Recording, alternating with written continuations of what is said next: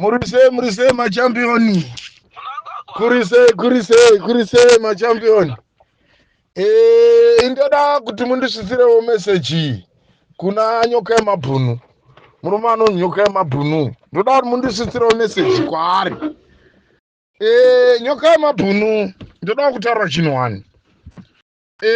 Iyo kwauri mbavha, haisi mbavha kusvikira kubira iwewe. Kusvikira uri iwe wabirwa ndio paunozobvuma kuti munhu imbavha. Kana vanhu vachichema kuti mufana wako uyu imbavha ari kutibira, kwauri iwewe haabi mufana iyeye. Kusvikira azokubira iwewe ndio paunozofila kuti hazveshuwa mufana uyu imbavha. Kana vanhu vachitaura kuti varume, vana Mnangagwa ava havaiti vanhu ava. Imi mamusingazvibvumi vana nyoka yemabhunu. Maiti ari right. But chamaiti ari right ipapo chii? Imi maiona unhu hwemunhu kuti munhu haasi right. Asi mune time yamaiti mimi ari right. Handiti? Iko zvino izvi manje hamuchabhenefiti kubva kwaari Mnangagwa. Maakuona kuripa kwake Mnangagwa. Handiti? Ndio pamaakutaurawo kuti Mnangagwa haasi right. Asi maimboti mimi ari right. Saka nyoka yemabhunu inzwa mwana wamai. Kutaura chokwadi chaicho ka. Varume hamusati maakuda kugadzirisa nyika imwe. Ndio chokwadi chandoda kutaura ichi. Muchiri kutamba chaiko. Including nyoka yemabhunu. You are playing. Hamusati mava ready kugadzirisa nyika. Kana maakuda kuti nyika inake chaiko. Vana veZimbabwe vasununguke, including iwewe. Usunungukewo pauri nyoka yemabhunu. Muchapa simba kumuridzi waro. Munonyatsozviziva iko zvino izvi you are pushing kuti Mnangagwa ngabve Chiwenga apinde. Handiti? Chiwenga anopinda oita candidate yeZANU-PF. Handiti? But iwe uri kutopecha kuti Chiwenga is going to be the president of this country. Koma elections anenge ati kudini?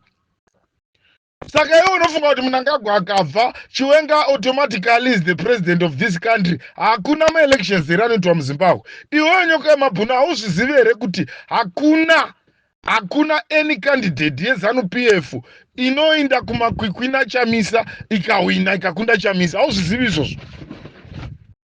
Hauzvizivi here iwe nyoka yemabhunu pauri papapo uchitaura chokwadi? Kana wanga uchitaura chokwadi chaicho kuda kusunungura nyika. Ndio zvinotiradza kuti varume hamusati makuda kusunungura nyika.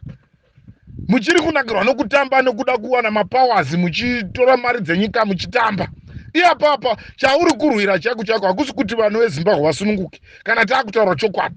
Nokuti kana wanga uchida kutaura kuti vanhu veZimbabwe vasununguke ka, ungada uchitaura nenyaya yekuti Mnangagwa ngabve. Hatichadi, taakuda ma-reforms. Tavakuda zvinhu zvinonzi free and fair elections in our country. Handiti uri kuona? Ndio pataiti alright haiko zvino nyoka yemabhunu wakutaura manje. Zvino zvokuti unoti kwai Mnangagwa ngabve Chiwenga is going to be the president of this country. Anenge apinda sei paupresident Chiwenga? Nekuti kana pokaendwa kuma-elections, you know very well iwewe. Pauri ipapo, unonyatsozviziva. Kuti Chiwenga akaenda kuma-elections, haamiri kana kote yevanhu haitori naChamisa. Asi uri kudeclare kuti anoita president. Anenge apinda sei paupresident pacho ipapo. Saka varume muchakura rini nenyoka yemabhunu? Ndoda kumbokubvunza, muchakura rini varume? Muchakura rini chako pamuchasvika pakuti wakomanaka taakuda kuti nyika ichirarama zvakanaka? You are also contributing to damage the country. Hamusati mava serious varume. Dai mava serious maitaura nenyaya yema-reforms muZimbabwe. Kuti hatichadi zvese zvinhu izvi zvisina zvevutsotsi nekudii. Taakuda kuti ma-elections aitiwe free and fair pajekerere. Ahwina ndio otungamirira nyika. Ndio kuti economy yenyika isimuke. Izvi zvokuti unodeclare kuti Chiwenga is going to be the president. How is he going to be the president? Iwe nyoka yemabhunu. Ndoda kuti ndipindure ipapo. Maakuda kushandisa vanhu manje ruzhinji rweZimbabwe zvamakaita pana Tsvangirai kuti mubvise Mugabe. Handiti? Maita izvozvo mukati uyaiti titinde pamwe chete. After mabvisa Mugabe, maakuti Tsvangirai ngaende kuside. Neopposition maakuti hakuna chinonzi opposition. Handiti? Nhasi maakubvuma kuti Chamisa mwana weZimbabwe. Nhasi. Saka nyoka yemabhunu kudhara kweso muchiri kuwirirana nana Mnangagwa muchidya neZANU-PF. Handiti?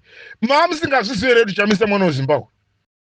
but nhasi ndopa makuzviona manje nokuti hamuchadyi neZANU PF. Saka hamusati makuda kusunungura nyika varume. Toda kutaura chokwadi cheko cheko, muchiri kunakirwa nokutamba.